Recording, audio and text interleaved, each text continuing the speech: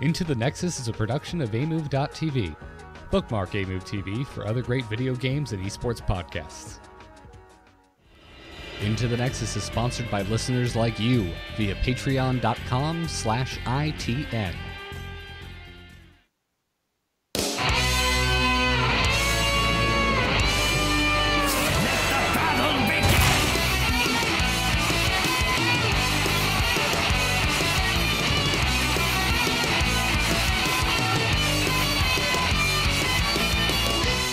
Welcome back, everyone, to Into the Nexus, the podcast all about Heroes of the Storm. I'm Garrett Weinzierl. I'm joined, as I always should be, by Kyle Fergusson. Kyle, I missed you. I'm just going to jump right into it. I missed you, man. It's good to be back. You guys did a fantastic episode while I was gone, though. Yeah, this has nothing to do with me having to do a show with Jeff. I had a really good time doing a show with him last week. I just missed you in general. I missed Monday morning doing Week Sauce with you. I missed bouncing ideas off of you for what the show is going to look like for the week, because you're my show notes buddy, man. We sit there, we work on notes, we figure out what the hell the narrative is for the week, and I didn't have that. It's hard to do without you. It was a good week too. Like all the notes from last week, all the patches and everything. I mean, I'm looking at ITN episode 1. And that came out 4 years ago come this April. That's crazy. It is insane that we are actively balancing a 4-year-old game. Yeah. Yeah, it does, doesn't it? And it still feels new, to me. When we first got started in all of this, Blizzard had 3 pillars. 2 of them ended in the word craft, and one of them was Diablo. That was it. That was absolutely it. We thought maybe after StarCraft 2 came out, we'd get some kind of cool custom map called Blizzard Dota. It looked cool. It had this chess theme that at the time I was digging, and more than 4 years later, I'm like, yeah, I don't miss that we never got that. I think I can move on with my life. But yeah, it's just so, dude, it's weird to put this stuff in perspective. It's awesome, and my vacation was fantastic. I ended up doing a cruise through, was that the Western Caribbean, I guess it'd be, down through Mexico and whatnot. Considering where you left, which was you left from the East Coast of Florida? Yeah, Key West. Okay. Yeah. I mean, yeah, the Caribbean, that's where they all go. Oh, it was awesome. Such a fantastic break. And to come back to see the game so healthy, I mean, it's crazy. We are changing so few real stats, and everything about the previous patch, and even maybe an OP Fenix, is just kind of great and moving in a good direction. Yeah, I'm happy with it too, dude. I will say I've been distracted as of late. I don't know if you noticed, but over in Hearthstone, they're giving away free packs, Kyle.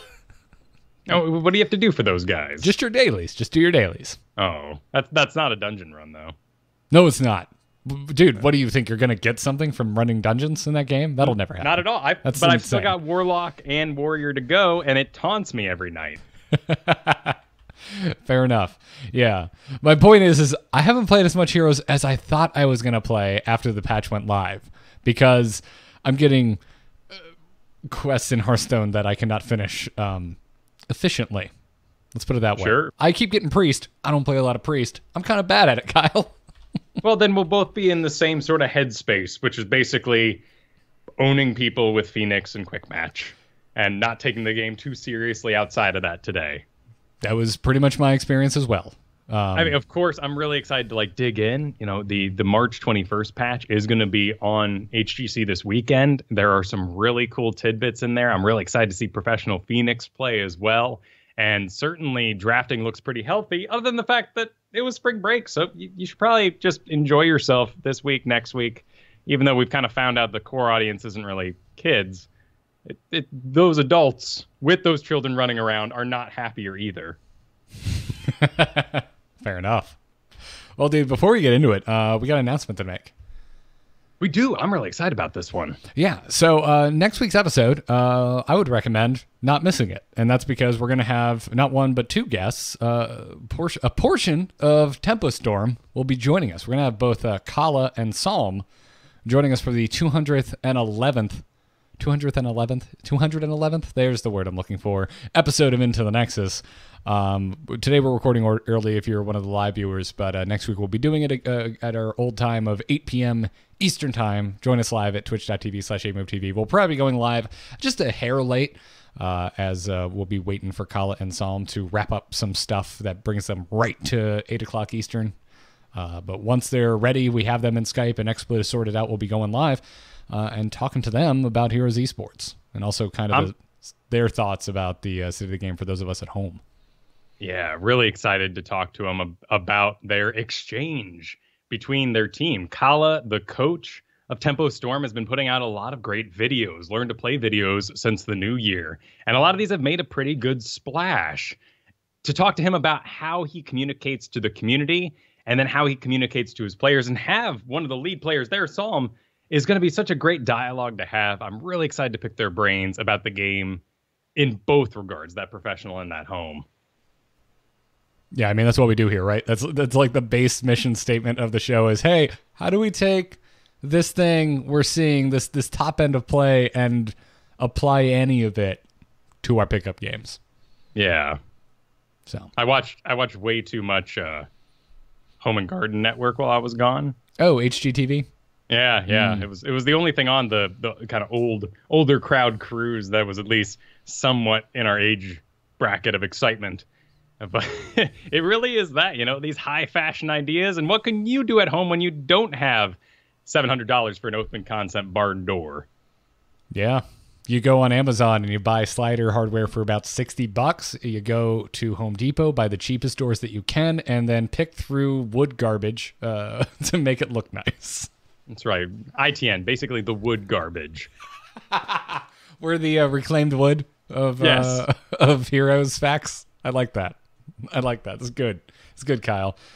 So when are we going to start the demo show where you get a sledgehammer and I just start kicking through drywall? Well, first you need to say I wasn't in the alpha, but we're going to weather your thrall to make him look like he was. We're going to start teaching thralls retro stutter stepping techniques. Exactly. So that they look like they're coming from the old crowd. I like it. That sounds good. I'm with you, Kyle. I'm with you. We need to get some galvanized steel to cover his exposed riveting on his hammer. And yeah, it'll be good. It'll be good. We need to find some nice wood beams for Fenix this week. Ooh. He's got a lot of beams going on. It's time to make those look old and whatnot. Okay, I'm done with this bit.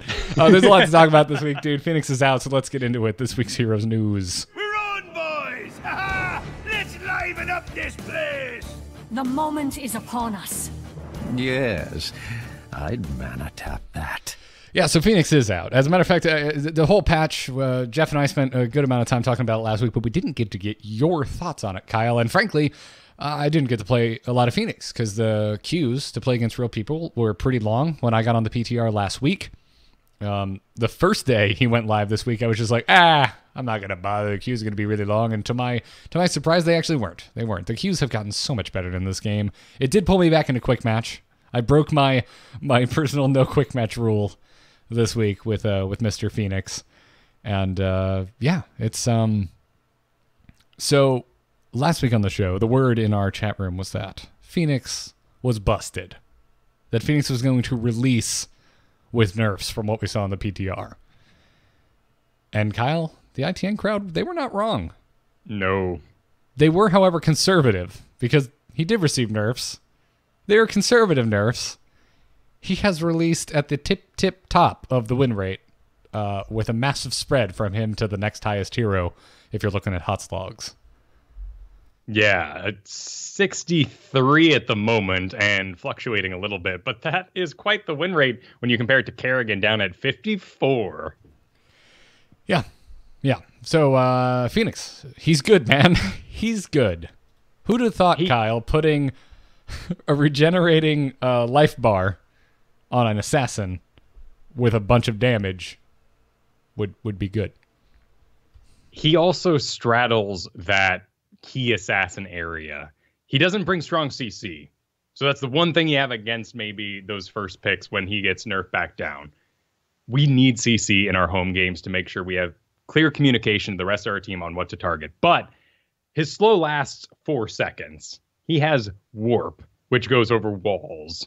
He has, as you say, and Jeff pointed out last week, the kind of Murden quality of being able to back out for a little bit in a short amount of time and re-engage with that shield back on. He has the differing types of auto attacks. So he can do burst autos, he can do normal autos, but it's not like a Zul'jin problem where you're just going to go, and I'd like to spend mana on top of this for a little bit of spell damage right now. The spell damage, much like a Hungering Arrow, is sustained. It spins around and around, which will last you through a Johanna blind, which is why Zul'jin is last pick, and same with kind of Butcher. You don't have sustained magic in that regard, so you're easily countered. Fenix dodges that. Yeah, he can keep damage going through something like that. Not as much damage as if he wasn't blind, but it's like you said, it's better than those 2 examples you put out. He also is really easy to use because he has the Planet Cracker, which is amazing and currently at a 65% win rate. We learned this last night. We ran a fabulous comp with nothing but laser beams and a Leoric because we wanted an Entomb to hold things nice and still. For the Planet Cracker, I saw this. Threw out there. And you're a terrible person. I am. It's true. It's true. But it's quick match. Everybody's a terrible person. Yeah, you were stomping, sir. That was just some painful yet joyful things to behold. We threw on it a Artanis laser, giving another global, so Artanis could be doing Merc camps and whatnot. A Falstad Hinterland Blast, and the Li Ming laser as well, to just make a big ol' beam and teamin'. And the ease of use there was immediately apparent. Because the size, the global range, and the activation time too. It's not like this thing kind of like a long shot Dragon Ball Z moment. Like, this thing is instantly going across the whole map. Right. Just so imagine Goku just went straight to ha. Exactly. There's no build up. So these long line attacks make it so easy to wombo combo because you can't really miss in that regard as long as someone's held still. And we were pointing out later that we should have done Zarya with the Graviton to keep people together, but we wanted that silence at 20 just to make it extra awful on the Leoric Entomb. You're evil. You're evil. Yeah, Zarya would be pretty gnarly too.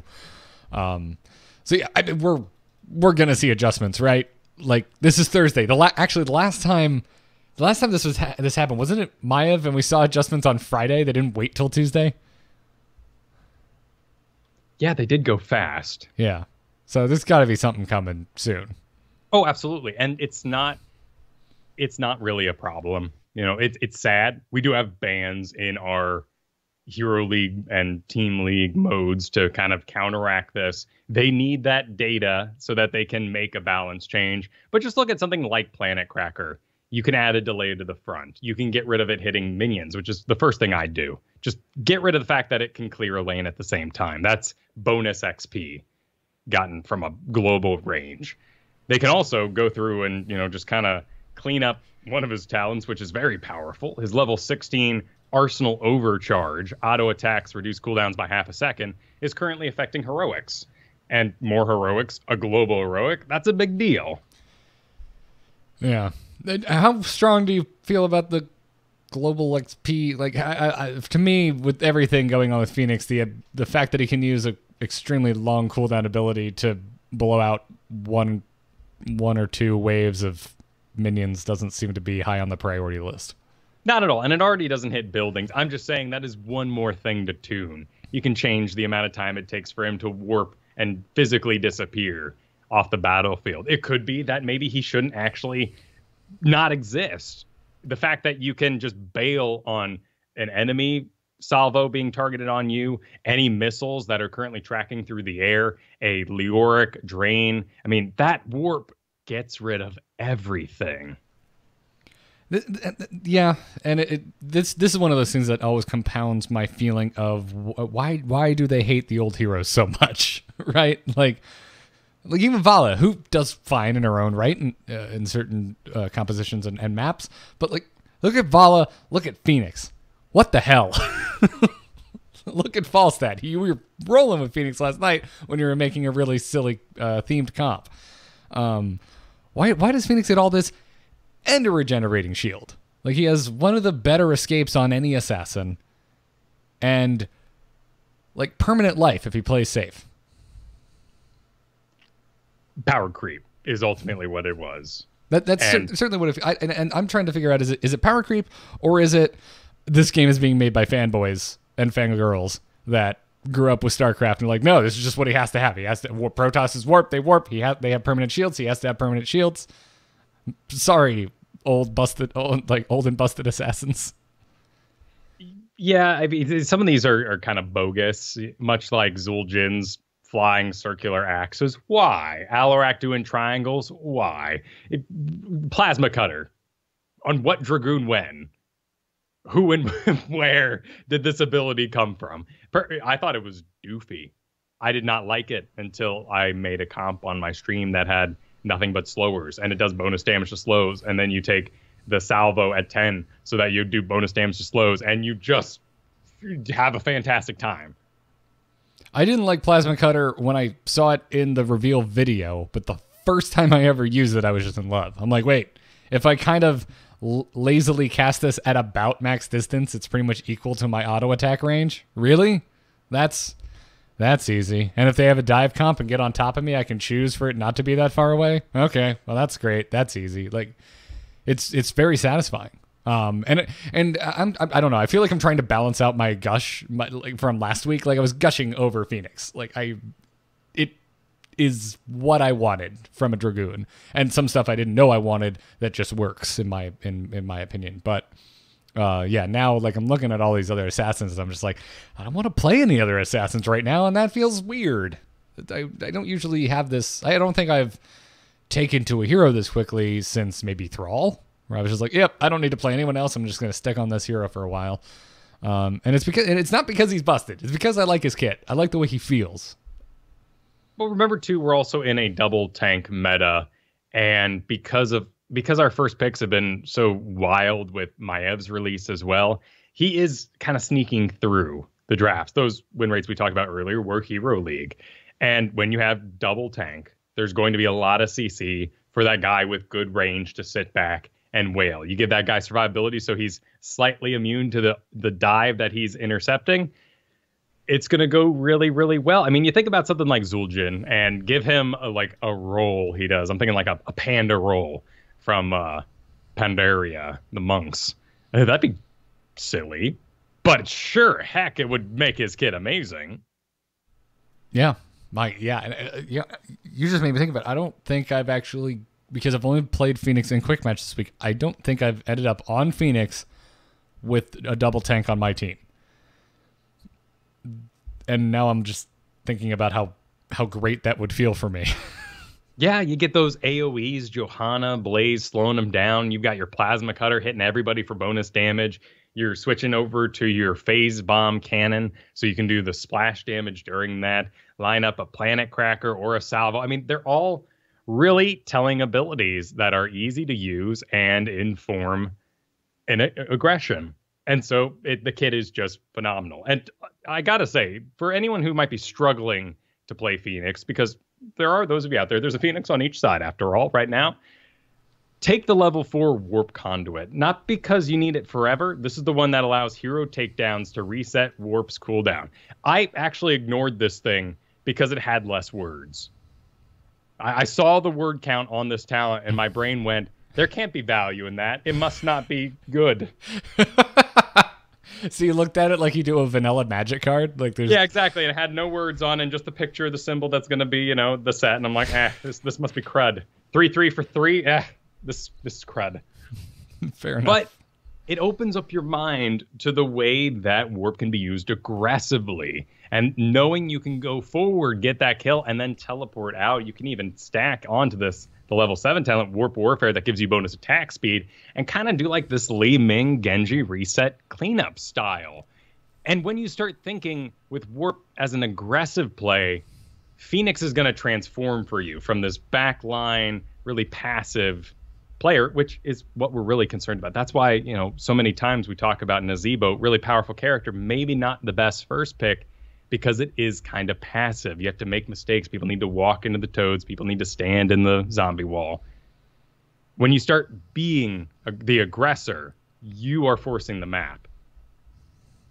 Yeah, and that's it's a new hero. I don't expect folks to know that, but yeah, I got just before this show, Kyle, I got flamed by Morales, who yelled at me for standing and fighting on a merc pad as Fenix. But she's Morales, and she can armor you, and then you stand there with the beam, and you have your shields. And... That's the exact the beginning of the anger, because I muted after message number 6 was, why would you just stand there? And I didn't have an answer because it would take too long. Well, ultimately, it does depend, and it's a snapshot of the story, but there's a lot of that going around right now. People are really down, I'm finding, on solo laners or soakers. But I would say we're kind of back in snowbird territory with the spring breaks and all that. So there's just a little bit of extra aggression at the moment. Do you, so what do you consider a soaker? Are you talking about specialists here, or are you talking about just... There is a great way to inform how much soaking you should be doing when you look at your draft, and it's a little nuanced. So if you have a support on your team, their healing is flat. Obviously, they do a number every time they cast a spell, and that heals you a certain amount. If your level leads up, that number is larger. If you're behind, the number is smaller compared to the enemy damage. So to equation it out, per point of mana, it is costing this much to give you this much heals. If you note that your team is low on healing, soaking becomes really important because you need to make sure Uther doesn't fall behind in levels so he doesn't completely suck, basically. So that those single burst heals on a 12-second cooldown don't lag behind the enemy damage. And in that moment, soaking becomes crazy powerful. And that's a lot like the game we had today where the Alexstrasza was yelling at me, Alarak, solo laning for extended periods of time against a Murky and Sylvanas. To me, letting them go wild in that lane is a sin. Absolutely. I'm not going to let them do that. But it was informed by the flat healing of Alex and the high amount of damage on the enemy team as well. Right. Okay. Now I kind of see what you're getting at. Like whoever's job it is, whoever's solo laning, if they feel that you should be a part of the fight, that's what you're talking about? Exactly. Okay. Gotcha. Yeah, I saw like the opposite of that. I had a Sylvanas this week that was determined to get more people into her lane to help against a butcher, and I was just like, no, it's fine. Just lane safe. You don't need to push the lane out. It's okay. Just get the XP. That's a tough one. Yeah, you got there the stacks, and so there's kind of that eagerness for them to clean up and maybe reset them a little bit. The real comfort. I mean, there is a mental rule here that I think a lot of people don't think about. If you pull 2 people to your lane, particularly as a specialist, just wave the victory flags for yourself. Yeah, it's going to be rough. Yeah, you're not pushing out. You're not getting building damage. But your one character just got the enemy team to respond with 2. The rest of the map is yours. Just be cool. Right. Yeah, so I've noticed a little bit of odd laning stuff as well, but not exactly the same. But let's get into the rest of the patch, man. Besides Fenix, I'm sure you're more than aware of everything that happened with your Greymans and your Zul'jins and whatnot. Yeah, but I like the little Zul'jin knockup. In fact, all those things, that's what I was talking about at the top of the show. Just seeing a whole bunch of under-meta characters just getting new hats. That's pretty nice. I love the Tracer changes. I think it's great to redistribute her power pie into health rather than damage. Like, granted, I've been killing a lot of Tracers. It's been nice. They run in, they do their little swap with their fists, and you go, oh, it's okay. That's not too bad anymore. Varian, I'm undecided about that one. I'm not too sure either. I think I'm happy as long as I'm tanking. I think if I'm not tanking, it feels weird. It feels a little underpowered. Yeah, I think getting that CC contribution that early is very important, and Taunt really looks nice to me. But there's also a part of my mind that sees Fury variant at 4 and just goes, okay, that's fine. Rather than seeing it at 10 where I'm like, I had a decision. That power had to equal the enemy power. Now it feels like at 4, he's more powerful just cause, and that's fine. Kind of like Chromie, right? She gets her talents early, so you're not mad that they're kind of odd. Or not that helpful to the rest of the team because, hey, she got them early. I mean, I don't care what Chromie's doing as long as she's landing her hits. Yeah. That is subjective to the time of day. I don't think there's actually good Stitches and good Chromies in the world. There's just good days for that player. Are you saying there's a little bit of luck involved, Kyle? Shooting blindly at long distance takes a little bit of luck, a lot of skill, particularly if you're using your time trap builds. I've softened on Chromie. I've been blessed with a slew of solid Chromies, and also cursed with a slew of ones that strike fear into me. It's coming around. It's coming around. Yeah, the gray main changed too. Like that guy, he's off the roster for me, man. I got to go back to the drawing board. I don't even know how to complete my stack quest anymore because the distance changed on the splash. They've now changed my engage, so I Dark Flight in, do an auto attack, Razor Swipe, but I've got a whole nother second before I can use my Razor Swipe to reposition myself. He's got no movement speed until 13 unless you spec into it. I needed that 1 second. That is really important. Yeah, so you're just not picking him anymore, huh? No, it's such an odd puzzle for the dev team. I don't envy them. Greymane's PvE power on maps and objectives is huge. So this reduces it, but it also it only ruins his PvP power after the initial burst engagement, which is healthy, but I feel like we're gonna reach an edge with Greymane where they're just gonna make the call and they're gonna give him the Leora treatment and just say, that's it, you all ruined it. Swipe does less damage to everything but heroes. That's exactly what I was about to ask, if you would be okay with that, because it feels like a cop-out, right? Like, and I don't mean any disrespect by that, but it just seems like, well, what else do you do? Yeah. What what else is there to do than to like the WoW PvP treatment? Like, this ability doesn't work the same way in the same game, but against a different target in a different mode type of thing. And I very much dislike that WoW treatment, but I do too. Absolutely respect it and understand why it's there. Right. Because at a certain point, it's too difficult. It's too difficult to balance. If you were in BC PvP at any point, you just see the Shadow Bolt kind of lazily making its way towards you. You're like, oh, that'll be okay, and just slam that guy had gear. Right. Yeah, exactly. But that's interesting. So old Jim, we touched on it just a little bit, but his basic attack got bumped. How are you liking it? That attack, 4 damage, nice, cool. He still is absolutely a last pick for me to make sure there's no blinds or heavy repositioning on the enemy team. But like I said, all that patch from last week, not the Fenix patch, but last week's patch is going to be available in the HGC this weekend. And the change to Ensnare's cooldown from 60 seconds to 45 seconds pushes it below cleanse, which means that Ensnare can be used to bait out a cleanse, or cleanse is still on cooldown from its previous use. That makes Ensnare way more powerful in a professional mode. And we might see a Zul'jin. Very cool. Hadn't thought about that. Ariel's kind of having the same thing. Detainment Strike. She got a bunch of changes. I'm really excited about the auto attack. I think with Fenix, if he really survives his nerfs, and maybe that'll force in. I mean, if Ariel comes back, Gul'dan comes back, Vala comes back, things get pretty weird. All of a sudden we shift into an Ariel meta.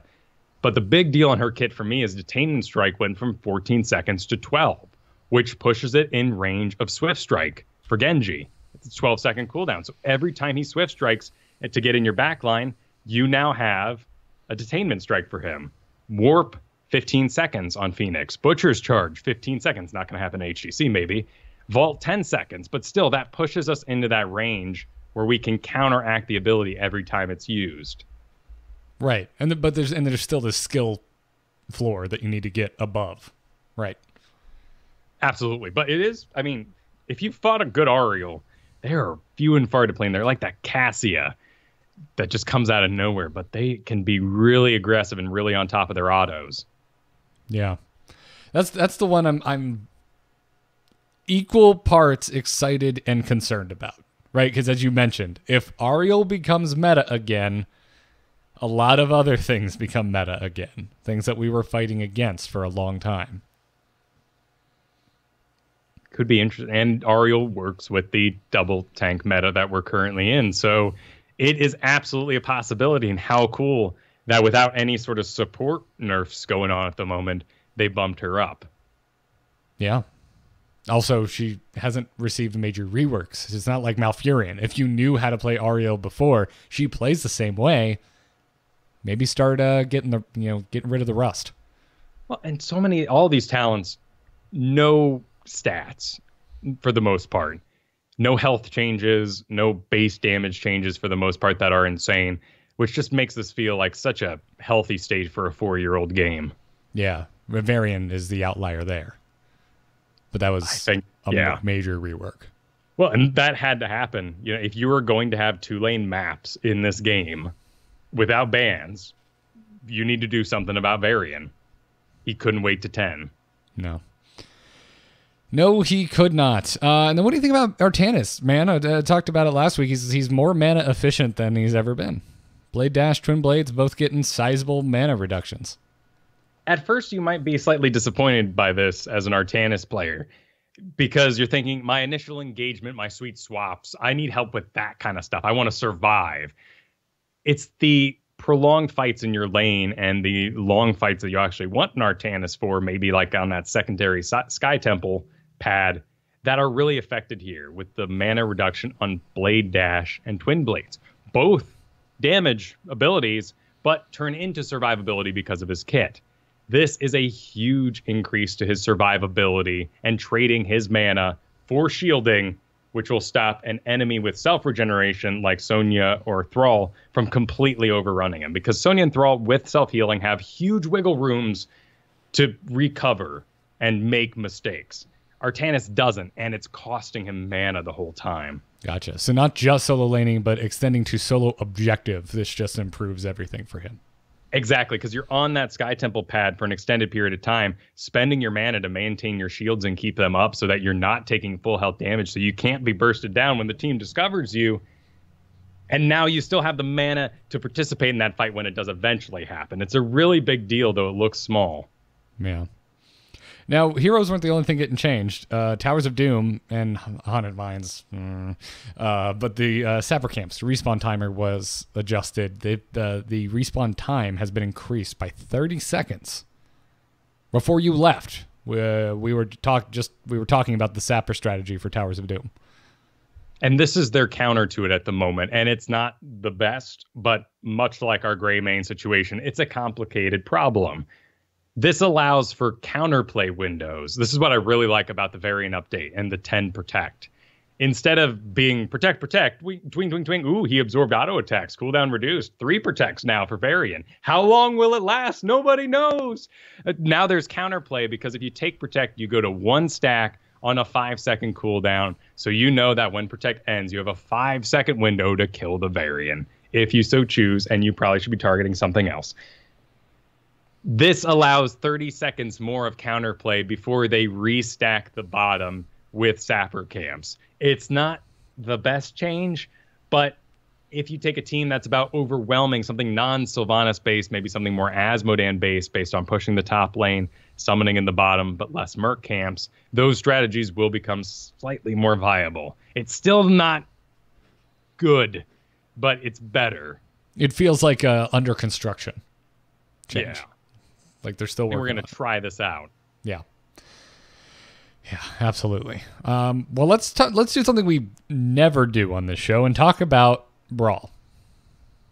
Oh, yes. Yes. So it's the 20th anniversary of StarCraft. We had a Tavern Brawl in Hearthstone. Actually, I'll say it. It was bad. It was bad. I did not care for that brawl. I'm very glad I won it on my first try. However, a new PvE brawl is coming to Heroes of the Storm. And we're having to survive Zerg waves, dude. This brawl actually genuinely looks fun as hell to me. It's also called normal on release, which means next week will be heroic, which was fantastic from the previous sort of adventure Zerg brawl. It's featuring Mira Han as the voiceover, and she was released as a voice pack, which is like, whoa, Mira Han stock. What? Who? But she's an allied commander. She was part of the StarCraft 2 campaign, but ultimately always been a side character. Yeah, I really enjoyed her in Wings of Liberty. This also brought with it all of the Carbot portraits that were desperately missing from the game. The Zergling mount, which we saw data mined a long time ago, which is available for shards. I mean, in general, I think the announcement that Jeff was like, get excited, this could have been it, and we all would have been fine with it. So amazing. Hold on. Our bias is showing. I think we would have been, yes, you and I would have been really stoked with it. But what Jeff teases, I'm thinking whatever is being announced at PAX East is going to be bigger than we might expect. Whereas this is just StarCraft awesomeness. This is just pure, unadulterated StarCraft awesome. The Heroes of the Storm Twitter was taken over this week by who is Fenix informative videos, and I'm like, what is all who is this for? A huge section of the audience didn't know who this guy was or why the spider robot Asmodan's legs detached themselves and are now a character. Kyle, I gotta ask you though, man, as excited about the Zergling mount as I am, this means we're not getting a Zergling hero. Yeah, I don't think we're getting a Hydra either, and I want the Hunter Killer, just a dude spitting spines, you know. Yeah, I just want a Hydra auto attack sustain assassin. Is that so much to ask? With a burrow, give me some type of burrow thing. Maybe we got a lot of characters in the way. I mean, personally, PAX East is coming up. You know, Jeff really got me excited, and he said, "Kyle, you get excited." Like, looked me in the eye and said, "You." And I'm hoping for that Dreadlord. That's where my hopes are. Yeah. I mean, they finally, like, there's an official post on the Heroes website, went up a couple of days ago. With times, what theater to go to if you're actually at PAX East, which sadly I will not be. But they said, quote, be the first to learn how the lore of Heroes of the Storm will add to the larger Blizzard universe. And I'm just like, wait, what? Huh? How? Why? What the hell does that mean, dude? It sounds like, at least my assumption would be, that we're continuing the story of Heroes of the Storm that was hinted at in the Gul'dan Medivh and many trailers since. Oh, you're right. I hadn't really considered that. Well, you think just more shorts like that tell a small story?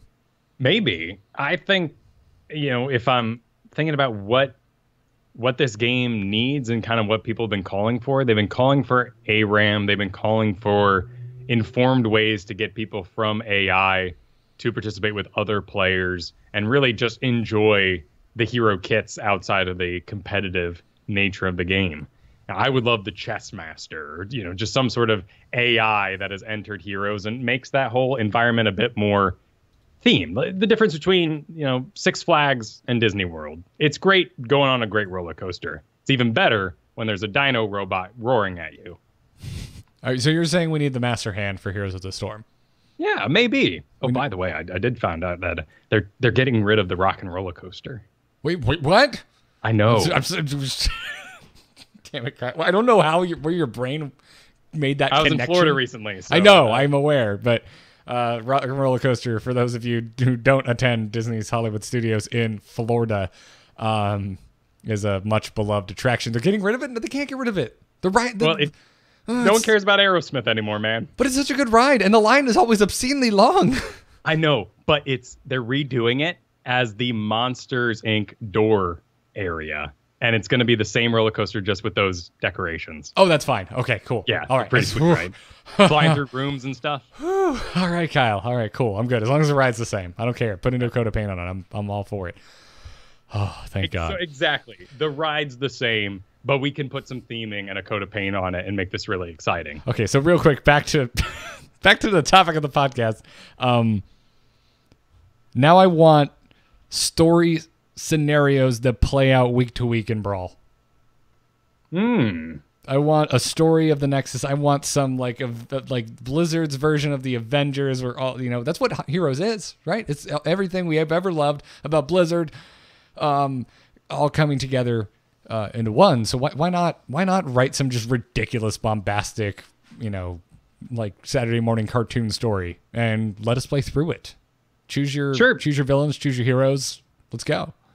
Make an Infernal Shrines where Ragnaros casts Lava Wave in every lane every 30 seconds, and it's 5v1, and he's maxed out at 30 at the start, and you have to deal with that. Like, there's so much opportunity to expand the custom versions of this game, and heck, I mean, we had ITN redo their review, so eyes are on this game at the moment. Mm-hmm. Yep. Well, before we move into strategy, Kyle, we have bosses. We have bosses to thank over at patreon.com/ITN. If you are not aware of this, that is the best way to support this here podcast. That's where over 400 of you are currently supporting this podcast with $1 an episode, $2 an episode, sometimes even more, and we cannot thank you enough for it. This week, we want to thank the following patrons. Thank you to Brian R., Christopher W., and Carl the Llama.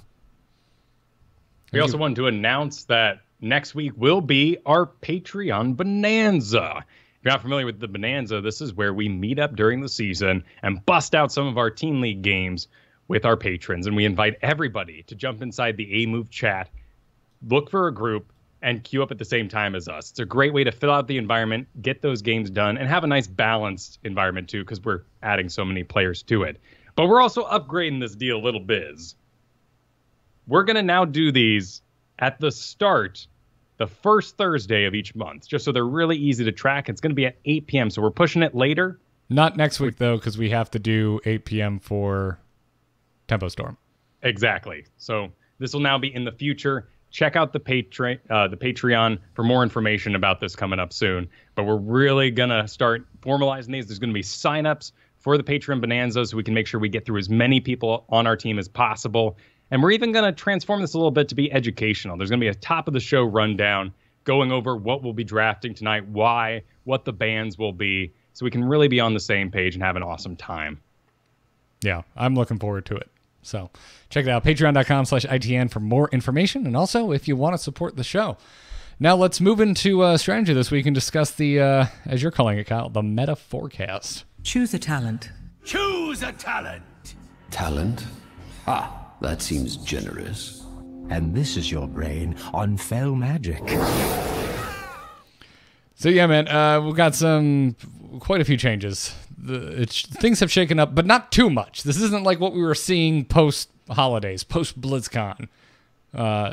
It's still the double tank meta, but things have shifted. And we want to take a little bit of time here to do exactly what we do at maybe the start of one of these Patreon Bonanzas.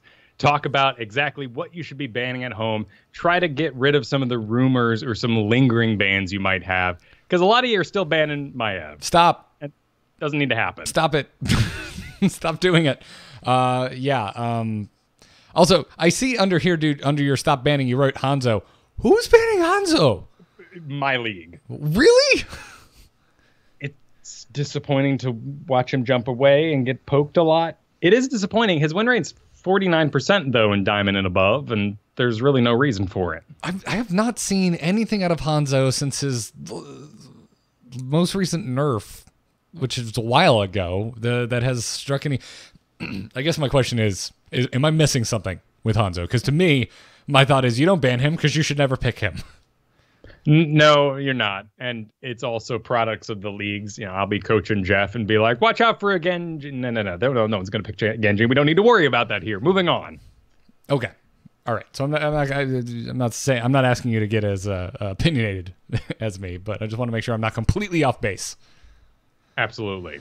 No, your main bans right now will, of course, be Fenix. His win rate is too high. He's very easy to build a comp around for those informed. And he's got so much safety that even if the comp doesn't match him, things are going to go fine.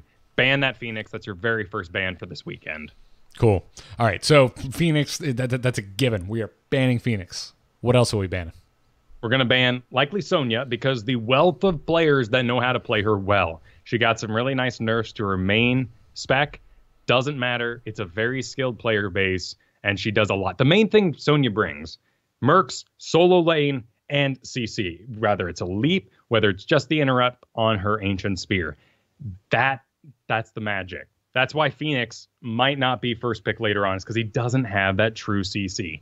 Sonya does. Solo lane, Mercs, you can't go wrong there. She's Swiss Army knife. That's kind of what was happening. Well, no, never mind.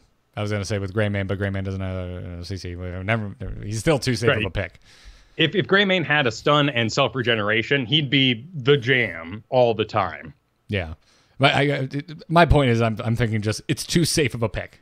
Just covers too many bases. All right. So Sonya, as sad as that makes me, sure, fine, cool. And if you're looking to play games to get the Sonya, you can ban a Thrall. Thrall got reined in. Crash Lightning is down. But the reason we ran Malthael wasn't because Tormented Soul was so powerful. It was because he won solo lanes, and then his call to action on his Tormented Soul and going death made everybody go, yes, death, let's do it right now. And Earthquake does that. Thrall is the new Malthael. So would this be in order? In the order that you gave? Like Phoenix, just do not allow him into a game, then Sonya, then Thrall? That's what I personally do because I don't play Sonya. You can play those games. Well, that's and why with three bans in mind, you want Thrall or Sonya. Let me tell you why I was asking. My thought is, I'm first pick. I'm going for that Sonya.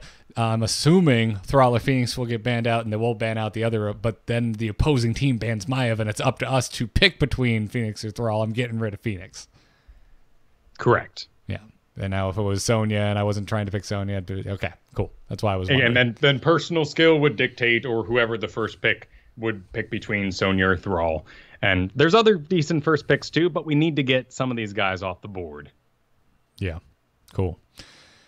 Good to know. Now, if the enemy somehow gets Phoenix, Kyle, let's say we're sitting there and we now vehemently disagree with whoever's banning. Instead of being a sour Sally, how do I deal with this? What do I bring to the game to mitigate the damage and fear that Phoenix is about to bring to the battleground?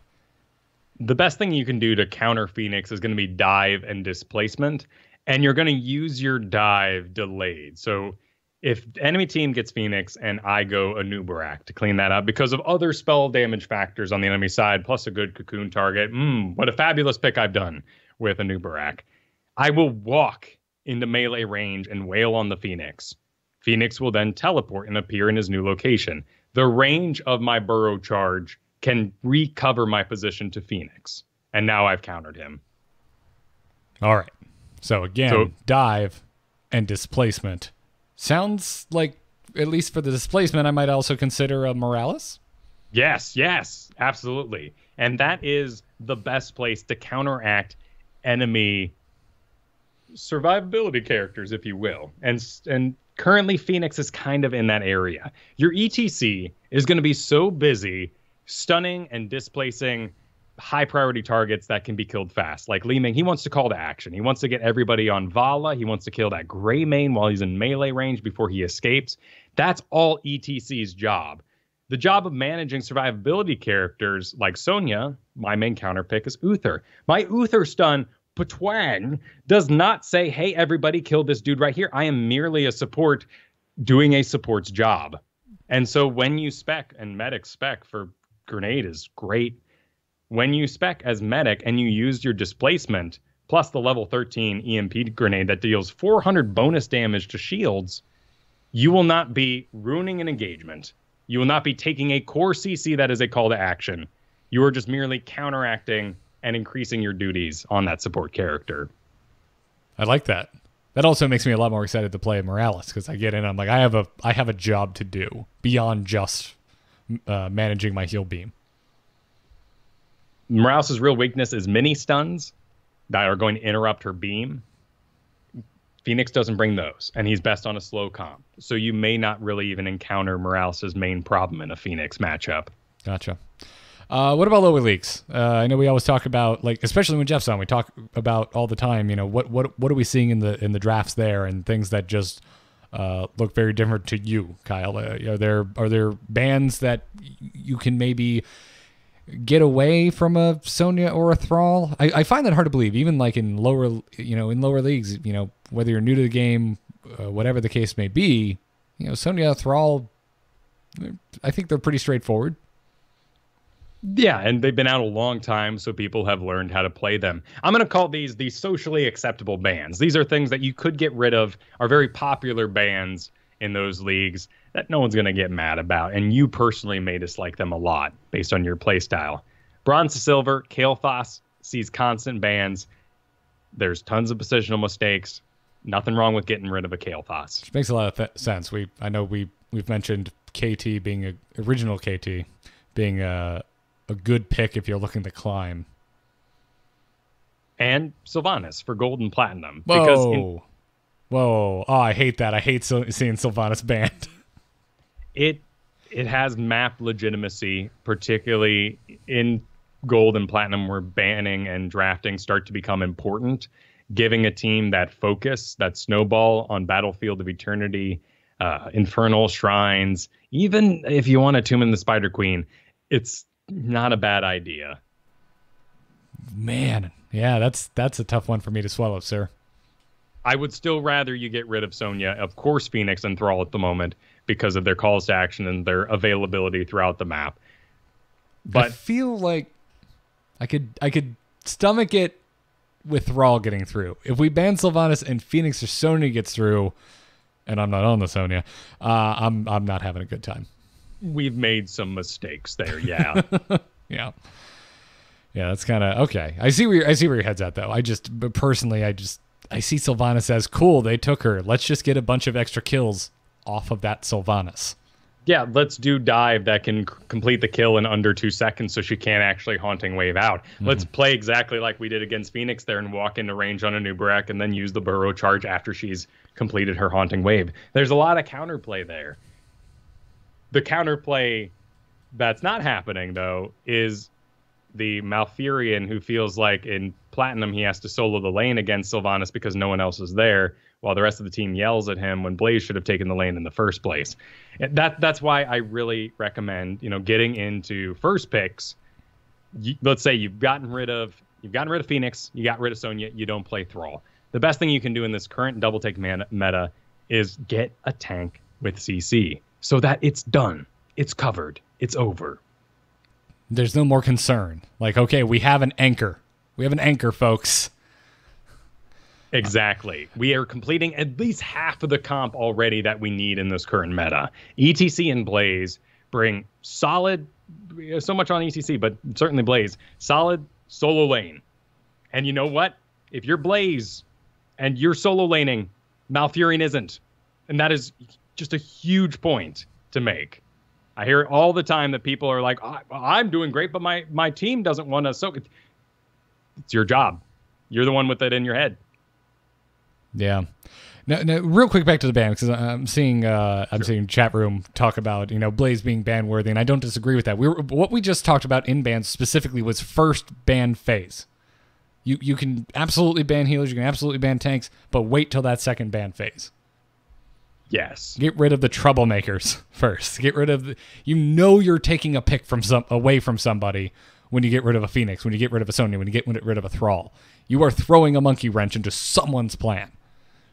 They're not wrong. Blaze's self-regeneration and his armor makes him very difficult to read. And if you see a Leoric, a heavy melee team, a Tychus on your team already, banning Blaze in the first spot isn't awful, because he is going to take so much work to kill, or at least so much attention from your assassins to get down, that if you fall behind in levels, there's no way you're getting rid of him. And then you didn't complete anything in that team fight.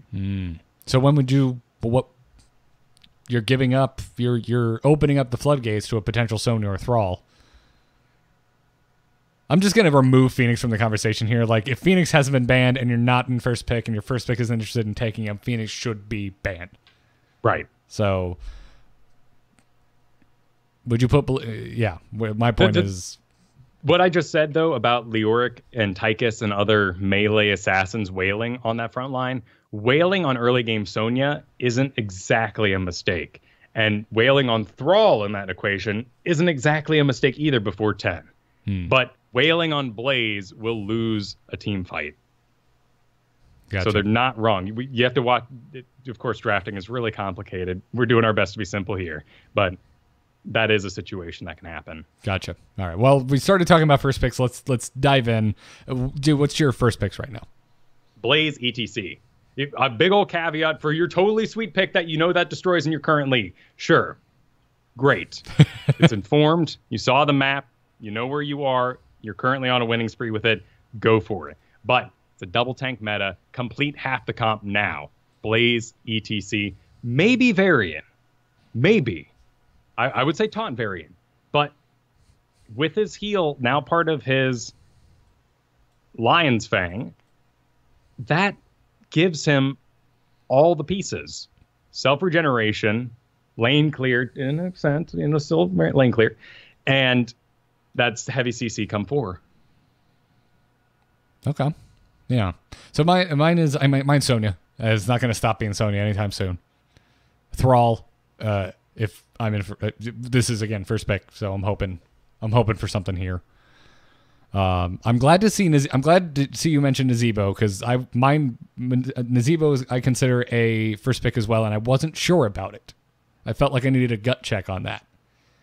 Think about your speed compared to something like Zagara. When you run in as Nazeebo and say, this lane is mine, you're getting stacks, so you're increasing the benefit of you doing that in the first place, and you're going to knock it out really, really quick so you can go do other things. On Volskaya, certainly Volskaya, but also Infernal Shrines and Tomb of the Spider Queen, because they can go to that level 20, picking up an early Nazeebo can be a very powerful jump in your team's win chance at the end, the chance to finish it out. It does mean that you just have already pre-drafted an abundance of lane clear. So just help the rest of your team to get on those CCs. Everything else is covered. We used to say, I'm solo lane, build a solid 4-man. No one knows what that means. What that really means is these 4 dudes should be able to lock onto one guy long enough to complete the kill without the damage of you there. And you are managing everything else, in my mind. Yeah. Yeah. My love for Specialist Nazeebo aside, I'm putting it aside in first pick. Still not a bad place to do it. Gotcha. Okay. And then I know you came here today. You really want to talk about last picks. To an extent, right? There is room for a lot of these really unique characters that so many of us love. For me, I love Butcher. I love playing Zul'jin. I love playing Alarak. I don't want to give away on Alarak from someone be like, hey, Alarak's cool. You can pick him whenever you want. I don't want to give away a solo lane that early. I don't want people to know what I'm going to be putting 1-to-1 versus them so they can figure out that puzzle. I want to do it late so I know exactly why I'm fighting and who I'm fighting there. But yeah, see, I'm not going to play an Alarak. My solo laner's going to be a Sonya, and that's a surprise to no one, and figure right. That puzzle out. But you have a Zagara, who is a very strong lane bully if you have additional lane clear on the team already with enough CC. And Zagara is... Yes, yeah. So Zagara is my last pick right now.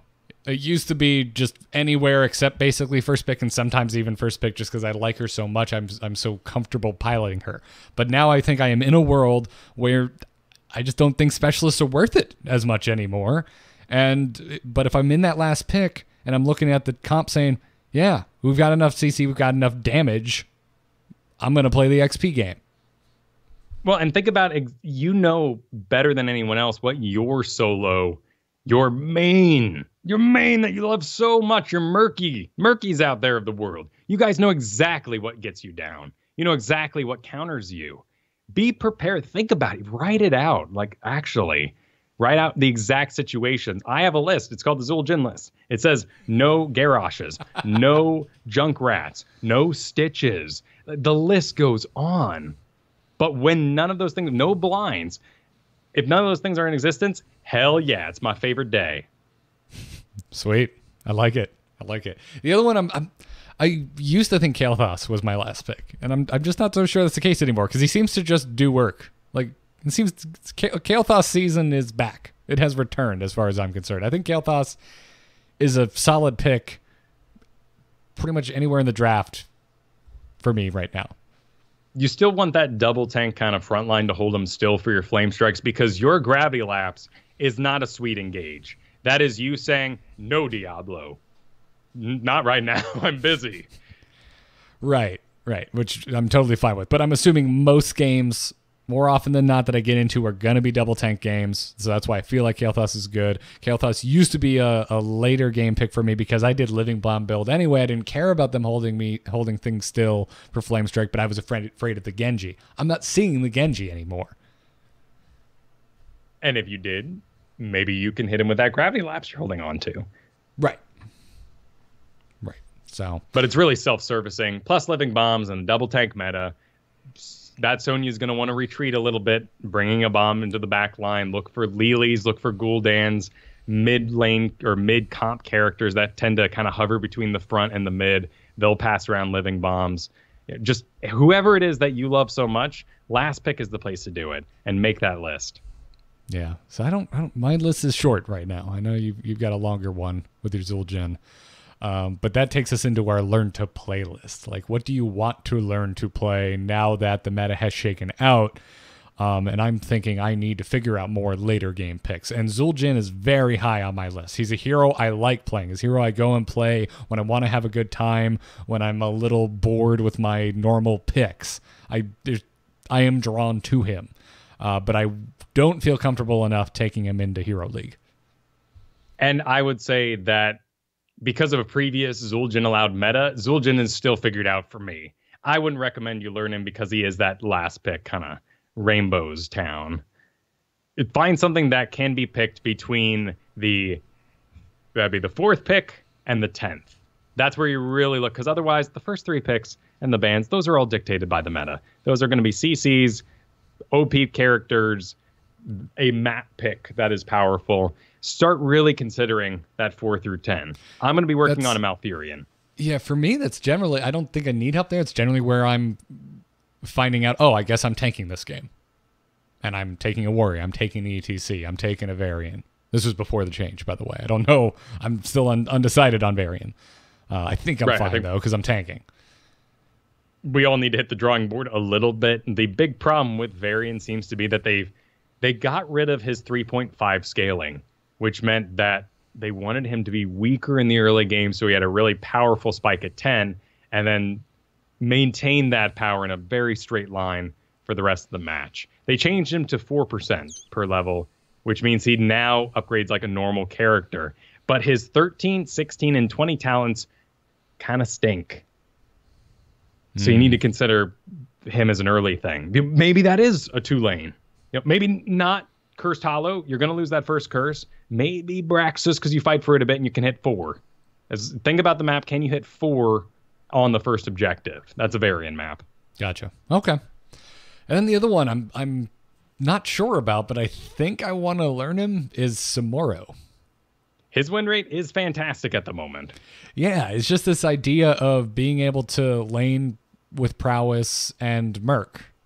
Like it feels like the next evolution, like the next step I should take with my knowledge base from Sonya, but losing the interrupt, losing the stun is where like I think the disconnect is for me, and I just don't play a lot of Samuro.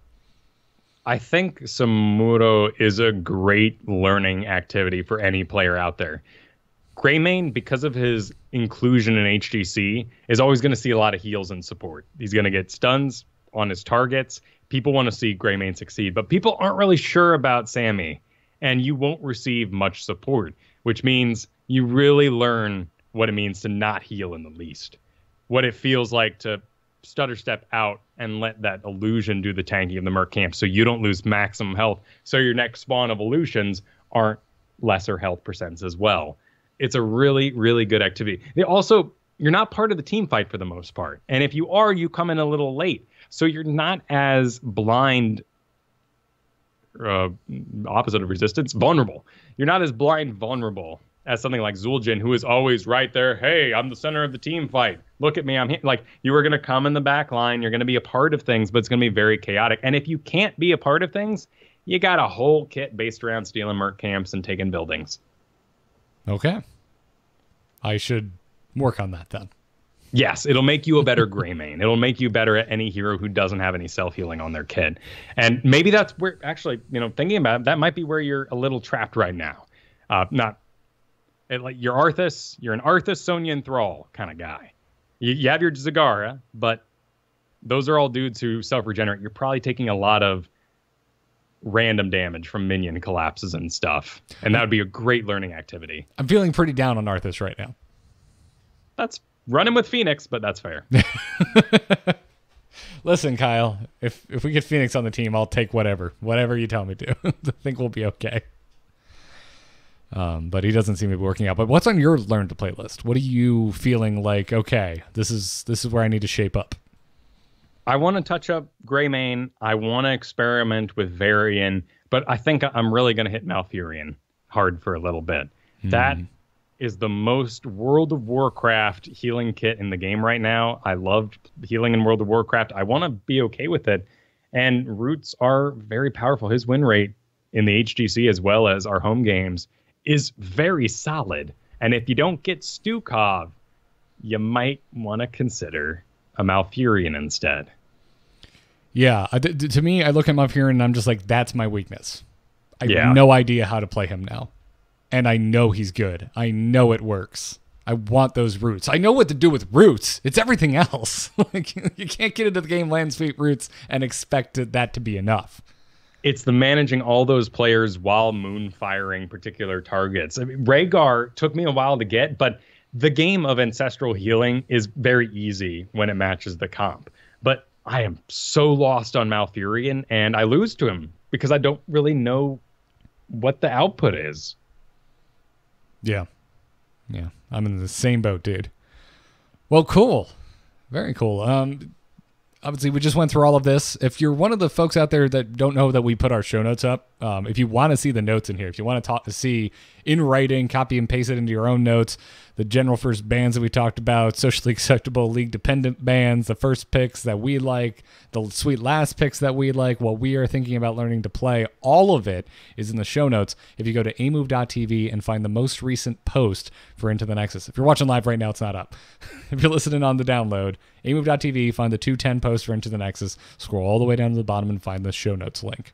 And those get posted every single week if you're looking for links, if you're looking for any of the stuff that we're talking about. I also included a link to Psalm's amazing tier list that he re-released today. He keeps these updated in his own documents.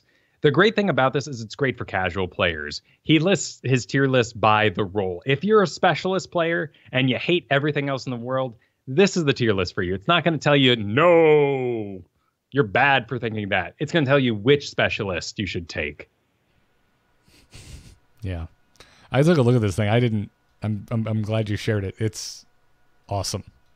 And it is per map. It is not something we could cover on a show. Check it out yourself. It's per map and it's per role. Yeah. It's not just all the heroes just slammed into sections. It's broken down per role, which I think is very cool. So, anyways, let's take an email or two before we wrap this up, Kyle. Darkness stopped calling. I hear the wilds call. Wait, nature calls. Okay, tell them I'm not here. Send your emails to itncast@gmail.com if you want to be a part of the show. Brooke is going to start us off this week and says, hello, ITNcast. Sorry for the long email, but I'm completely torn about what to do right now. I've run into a problem this season as I've started to do Team League with a 5-stack of friends. We have all played together in the past. 3 of us have been playing together since the beta. I am arguably the most knowledgeable in the game due to my podcast listening. Yeah, I like it. Flattery will get you everywhere. And research, so I'm often the one-shot calling. The problem I have been running into is I have become our solo laner. It's definitely my thing now, and I'm very comfortable taking the solo lane. This would be fine, but I have a lot of trouble shot calling when I'm not in the 4-stack. I've tried handing over my shot calling / target calling duties to our main tank, but he tends to get easily frustrated when people aren't acting on his calls. I've had this issue before, but I'm pretty persistent while calling, and I don't get tilted if the team doesn't immediately respond to a quick call. I am also a female, so maybe my voice is more distinctive? Either way, we are the only 2 players confident and knowledgeable enough to shot call / target call, and I'm not entirely sure what to do from here. Is it possible to target call as a solo laner, or do I need to suck it up and swap roles with my main tank so I can sit with the group? Do you guys think it is possible or a good idea to teach one of my DPS or even my support players to shot call and target call even though they aren't confident in a leadership role? Great question. Yeah. And something that my team ran into for an extended period of time. I almost ran this one last week, and I was like, no, I want Kyle to be here for this one because I like this. I mean, there's a lot of... My brain immediately falls over like a bunch of it depends. Like, I'm like, with enough time, you could do whatever you want. But I'm assuming Brooke wants to figure this out relatively quickly. Right. Make sure you make a mental distinction between what you do in your solo play, a Hero League scenario with Team League. My pool of characters is way bigger for Team League, because my personal execution can go down so that I can shot call efficiently. And I need to make sure this character has, at least for the most part, some sort of leadership role to it. I used to do the solo lane as well because I was the highest ranked character, player in the game. I had the characters for it. I knew what to do. I knew what the matchups were. But my attention is too high on that lane, and I couldn't shot call, and that fell apart. We tried a lot of things, and I wish there was more of a no but to this and a yes but sadly, I think you need to be part of the 4-man. And that top lane, or whichever is the solo lane, can underperform a little bit so that you can maintain the group's morale and execution, because the early game got crazy important. Gotcha. So you're saying in the push and pull of this that the larger part of the importance pie falls with the 4-man than with the solo lane. Absolutely. And because you are going to lead from the front, for the most part, you're going to be the first one having the thought. Your brain is already going, so you're mounting up and you're walking while you're doing the okay, you're already moving there. You're going to be the first one on the scene, perhaps. You might want some survivability. You might want to run a tank. Doesn't really matter, but you need to hold back. You need to take a little break when you reach that bush, because you'll always be out in front if you're not that tank player. Groom someone calm is one of the best ways to do it. My Merker, Kristen, is fantastic at her role because she always takes chances. But my Merker, all 3 lanes are covered on Cursed Hollow, and whatever she does doesn't quite affect the overall soak and our XP leads. When I want a safe solo laner, I give to Gorath, because he's a bit calmer. He goes for stacks, but maintains his survivability in that situation. John gets easily overwhelmed and calls for help, which frazzles the group. There's nothing wrong with that. It means he's an excellent shot caller from the tank role because he always wants follow-up. But in a solo lane, he's got 2 people there. He's not respecting that idea that, I called 2 of them to make this lane can kind of go because the bottom's going to win. Yeah. Okay, it's an interesting way to break it down. I agree. The only thing I would say is I think it's okay if you're solo laning on someone who is also a strong team fighter, so that you're going to be there for team fights, as long as it's not a 2-lane map. Because if you're solo laning, you aren't going to be there for a lot of the team fights on a 2-lane map. Well, and you're having to do nuanced stuff. You got to counter them. You got to outplay. It's a little attentive. Exactly. Busy. Yeah. I think you could. I would just say do what Kyle says. That's a very good answer. But if you want to break from it, take the break on the 3-lane maps. And solo lane as a Thrall, solo lane as a Sonya, someone who still very much wants to be involved in that team fight. See if you can make yourself a ganker too. And that doesn't have to be like Nova or Tyrande. You don't have to get weird about it. Just leave yourself in the middle and split the other guys off. Go down the middle, do the 5-man thing for funsies, and then split off your 2 solo laners. For us, that's usually Leoric and Sonya right now. That's the comp we're running. We love it because it makes the front line very confusing for the enemy team in a organized play environment. Not recommending you first draft those sort of things. Then we have 3 people in the middle. And at the 50-second mark, I send someone top. And because I care the most about Sonya getting to Merc camps, I go do it. And now I'm solo laning momentarily, but only to cover that lane till the first objective while Sonya takes the Merc camp. She takes her lane back, and now I'm back going. And I'm this roaming character, and I'm constantly visiting. If I'm the support, you can do this on support. I call it the milk and cookies. You're just going around. It's great on Malfurion. You're showing up, you got some milk and cookies. You're just going to give them some mana, you're going to give them some health, and then you're going off to another lane. You're just visiting. But you're constantly keeping your team happy. You're being seen. Just like a boss should be in an office place. No one wants the boss that appears to come in late. Maybe he was at meetings. Maybe he's exhausted. But he's got to be there part of the day, at least in the morning, so we can all go, we're all working. Your analogies are on point today, sir. Except Thank for you. Rocket Roller Coaster. I have no idea where the hell that came from, but I'm glad we had that discussion. I think that was about, it was about skinning. Like you can take an already good thing and reskin it and make it even better. That's where your brain went. See, you just led with they're closing it. You didn't lead with they're rebranding it. My bad.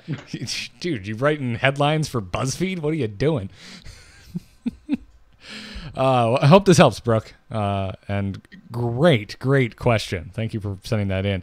Wishy also writes in this week and is going to close out the episode for us and says, "Good day, Garrett and Kyle. Longtime listener, first-time writer. Overall, the episodes I've listened to, I can't say I recall you ever talking whether or not you use any custom hotkeys, and if so, what? I have the danger ping on the side of my mouse. I used to use a few more when I played Dota 2. Anyway, would love to hear your thoughts regarding custom hotkeys. Keep up the great work. Wishy." I don't use any. I've got one. Oh, what is it? It is on my way ping, and it's on my N. On your way ping, and it's on your N. That's it. I couldn't. Do you bother hovering your cursor where you're going? Oh, yeah. Oh, of course. Okay, see, I just use the, what is it? Oh my god, when I actually think about it, I don't know what key it is. It's Alt, isn't it, for the radial dial? It's like when you got to enter your phone number, you got to go on the keypad and be like, hang on a sec. Oh, yeah, There everything's we go. upside down. Yep. Yeah.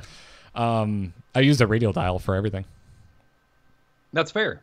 The reason why I only customed one button, and that's my on my way ping, because to me, it's the only ping that matters in the whole game.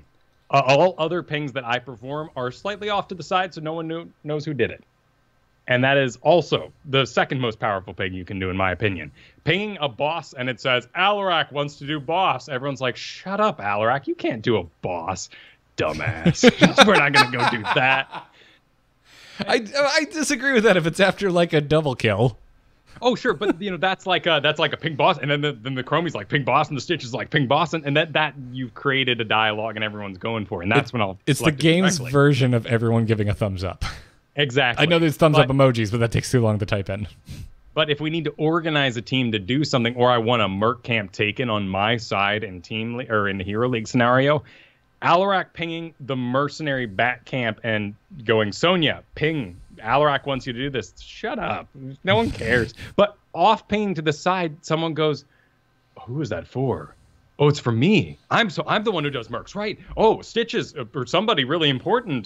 The support wanted me to go do a camp. I'm on it. And whatever character they think is the most important one in their heads, they believe that's the one that told them to do it, and you'll get a better response in that way. So you're saying don't ping on it directly, just get a little node appearing on the minimap? Yeah, a little off to the side. So slightly off the boss pad, so it just goes boing, but there's no words. Because there's so many words. The majority of words that appear on your screen are toxic or bad or arguments. Oh. You see words down there, and Alarak wants you to do something, you're going to be like, shut up. Oh, but if it's just a noise and it's just a little actual ping in a minimap, it's just a suggestion. It's the equivalent of, huh? Yeah, ooh, isn't this cool? You'd be cool if you did it. Everyone would think you're cool if you did it, not just Alarak. That's really deceptive. Now you're turning into creepy peer pressure. You're like a little bit. You're behind like the band room in high school, and you're like, hey, huh? Pushing sweet mercs. Pushing sweet mercs, Kyle. Yeah, I got some. You got to try it. It's called a merc camp. Hans. Oh man, I don't know if I should. Dude, everyone, by the way, you've never seen Kyle as happy as I did today when a Hanzo started merking on Braxis. Kyle was just so good. Oh my god, is that a Hanzo merking? Somebody read his talents. Someone read their level 4s. Oh my god, he's doing it. Oh, that was that put such a big smile on my face. The only other one I use is that on the way, because I am saying I am going here. I am not suggesting, I am not saying that someone else should do this. I myself will appear here in a certain amount of time, look at the mini-map, and await my arrival. I never use retreats. They're bad. They're awful. You should walk in a straight line. The only reason you should ever use a retreat ping is if you are Genji or Chromie and you're getting stacks. And I'm just getting stacks, guys. Don't listen to me. Don't observe my body language. I am stacking up. Otherwise, you should walk away in big straight lines so everybody knows you are out of there. You don't use retreat as a tank? Like, you're up against Never. the wall. Like, it's not time to take the keep. It's not going to happen. And you just get this feeling that if you start to walk away, it's not going to make a difference. When you think about the way I play ETC, where I want to body block and get on the other side of them and then power slide back to my team, my body language that I've built, this rapport we've had since the very first team fight, has suggested that if I walk towards our side of the map in a straight line, I'm out and party's over. And I try to never confuse that. And we all do the loopies from time to time. We're like, are we? I want to. It's fun. Team fight's fun, but truly, straight lines. Okay. All right. I'm going to try this. I'm going to try this, Kyle. I'm going to stop using my retreat ping.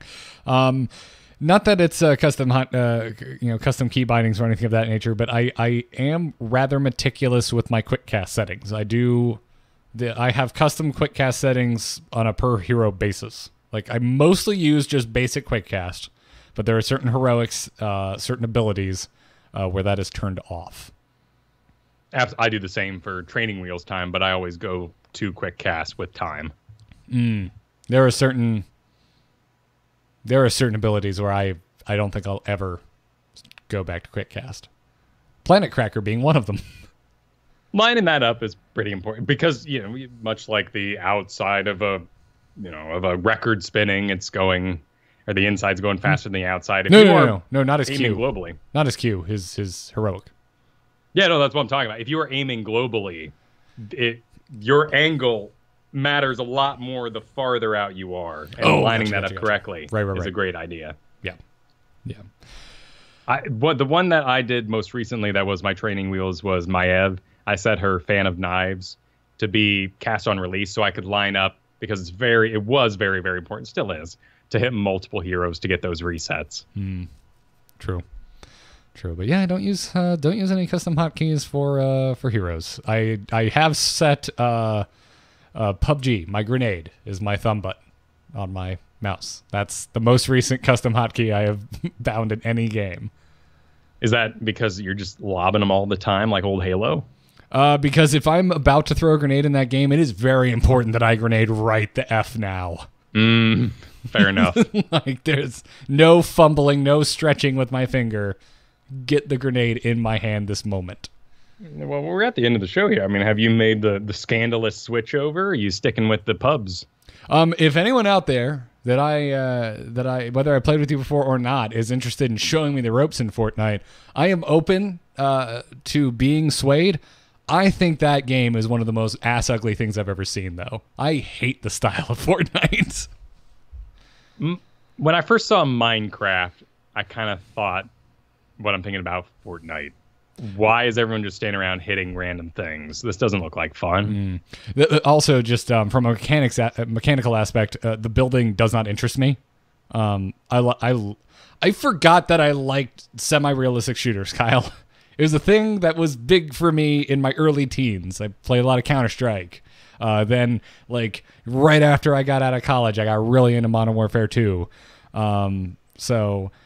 Which was not my early teens, but it has come and gone in waves for me, realistic shooters. And so as I've gotten back into PUBG, even though it looks like Steam trash, I'll give it that. I would also say it's not a pretty game, but in my mind, I prefer what it's going for more than what Fortnite's going for.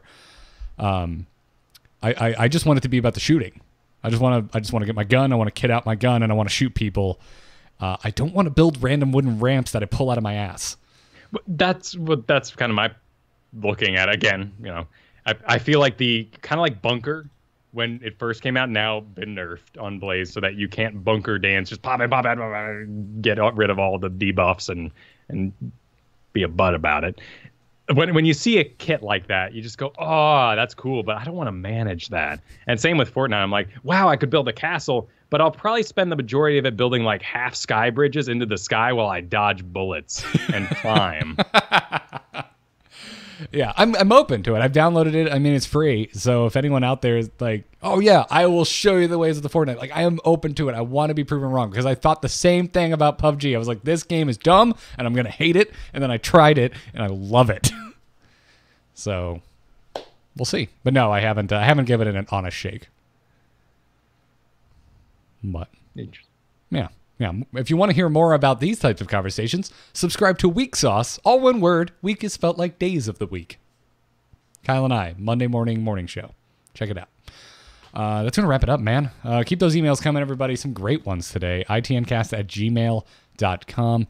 If you felt that you got something from this episode or into the Nexus as a whole and you would like to give something back, patreon.com/ITN is the best way to do it. You don't have to. Show's always going to be free, but every little bit helps, whether it's $1 an episode or $20 an episode. We really appreciate it. And huge thanks to our producers, Declan H. and Cheesy Bob. Thank you both very much. Pick yourself up an Into the Nexus t-shirt over at shirts.amove.tv. You can catch us live usually Thursday nights at 8 p.m. Eastern on twitch.tv/AMoveTV. We are recording earlier this week. We'll be back to that time next week for the Tempo Storm interview, and then we'll be sticking around after the fact for our next patron bonanza, which means I'm going to be up late next Thursday. And for scheduling changes, if you're a live listener like today, follow ITNcast on Twitter. That's the best way to stay up to date, like that day, that minute, with the show. Before we go, Kyle, you do all sorts of other things, many of them heroes related. Where can people find your work? You can find everything over at youtube.com/Kyle Fergusson. This Monday will be the release of the Learn to Play Silver episode. It's going to go over a lot of different things, a little bit of social engineering, but mainly production, how to manage your cooldowns and make sure you are turning that XP you made in bronze into something worth winning about in silver. So check that out, coming out Monday around 5 p.m. in the evening, Pacific time. Rad, dude. Folks, all of the shows I do are at amove.tv. I already mentioned Week Sauce with Kyle and I. If you enjoy us as an internet couple, go download that show. But I'm doing something new. You may know that I have a graphic design portfolio over at nomoonart.com. And you can still go to that portal. You can still check out my work. You can still contact me for graphic design freelance. But I am now offering content creation lessons. Whether you want to do podcasts, YouTube videos, set up a stream, learn how to use Photoshop to make sweet YouTube thumbnails, you can book me an hour at a time. I'm going to be updating it with certain days, certain times, that type of stuff over there. But go to nomoonart.com/lessons if you are looking, for some lessons. So, and I'd like to thank you, Kyle, because you've inspired me with your heroes lessons, and you helped me set up my my store. Everything you just said, too, each one of those points is a massive undertaking and understanding. Even something as simple as, what does a YouTube thumbnail look like? Whoa, get ready for it. It depends. Yeah, there's a lot to it. And it's awesome that you're offering that service because you've been around this park a few times. I've made your stuff. Over 1,000 YouTube thumbnails. It's burned in my retinas, Kyle. It's burned in my retinas. That's why you just see words. Yeah.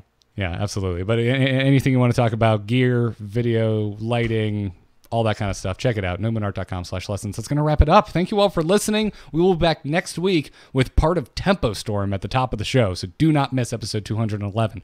But until then, make sure you have fun and good luck. And caretake.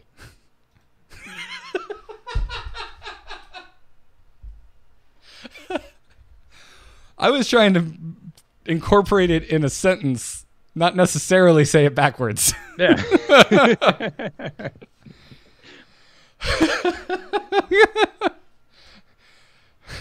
That was good, man. That was good. You got me. Fun episode. You got me. Yeah, man. That felt good. That was fun. That was a good time. It's hot as hell in here. I'm gonna need to start jacking the AC down because it's warming up in Florida. It's that time of year. Yeah, it was nice down there. Came home to 37. Woo! Yeah, we were dressed in Florida clothes too. Oh yeah, isn't that great when you Yeah. get off the plane? For a train, a boat, and a lift. So 2 hours out in the cold. Poor Kristen was trying to enter on her phone doing the lift. And I had to like hold her wrist so she could steady her finger to select our address. Oh man, you don't always hoodie it up for the plane because I can't fly any other way. Oh, I totally do. I got this old and now ancient hoodie that with planes all over, which is my travel hoodie. But she was not as. Oh, that's why you always have that hoodie on when I see you. It's because you just walked off a plane. Exactly. It's my travel hoodie. It's unintentional, but I kind of like that it has planes on it, and I wear it on the plane at this point. Has anyone ever been like, you like planes? And they start getting McDonald's people. McDonald's people? Yeah, like air attendants, baggage checks, security, they've never carried. But always the McDonald's folk are like, nice theming. Okay. All Starbucks right. don't care. Maybe it's because they do all the Happy Meals and they're always having like change out signs and stuff. And McDonald's people understand theming, but they like it. That's a good sweater at McDonald's. Fair enough. All right, man. All right. Well, we're gonna bring the stream down. We got some scheduling issues this evening, so we got to run. But I'm gonna try and get the show up as soon as humanly possible. And we'll see y'all later. Bye, buddy. Bye, friend.